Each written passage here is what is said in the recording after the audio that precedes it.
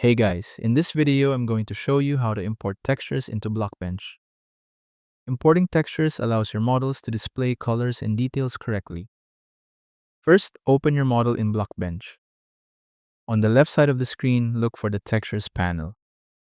Click Import Texture, then choose the texture file from your computer.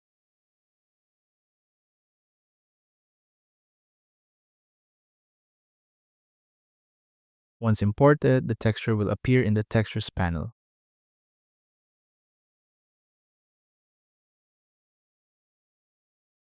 If it isn't applied automatically, go to the Outliner panel and right-click on your element. Hover over Texture, then select the texture you just added. If the texture looks misaligned, you can adjust it using the UV editor or by manually editing it in the Paint tab. And that's how to import textures into Blockbench. Thank you so much for watching.